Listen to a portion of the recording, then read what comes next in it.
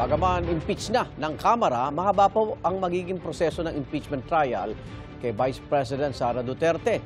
Ang Senado ang magpapasya kung mananatili ba o tuluyang mapapatalsik sa pwesto ang bise.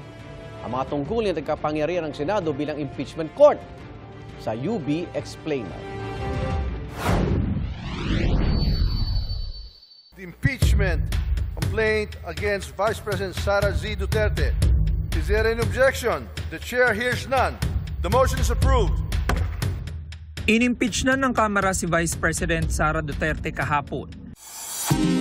215 kongresista ang pumabor sa ika-4 na impeachment complaint na inihain laban sa bise. Pagkatapos nilang itransmit sa Senado ang Articles of Impeachment, Senado ang tatayong impeachment court. Sa Rules of Procedure on Impeachment, ang Senate President ang magpe-preside sa impeachment trial. Siya at iba pang senador ang magsisilbing judge sa kaso.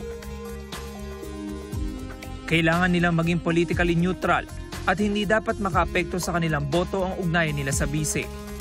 Tuloy-tuloy ang paglilitis ng impeachment court, maliban na lang kung weekends o holiday. Pero dahil nag-adjourn na ang Kongreso kahapon para bigyang daan ng eleksyon 2025, pwedeng magtakda ang Senado ng ibang oras para i-convene o tipunin ng impeachment court.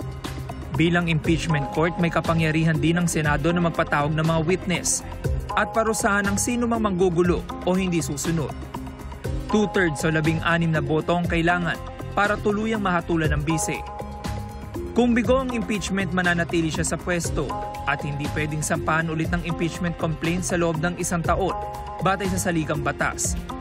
Si Vice President Sara Duterte ang unang Vice Presidente ng Pilipinas na na-impeach. Dati na niyang sinabi na handa siyang harapin ang mga paratang sa kanya. Ito ang unang balita. James Agustin para sa GMA Integrated News. Igan, mauna ka sa mga balita, mag-subscribe na sa GMA Integrated News sa YouTube para sa iba't ibang ulat sa ating bansa.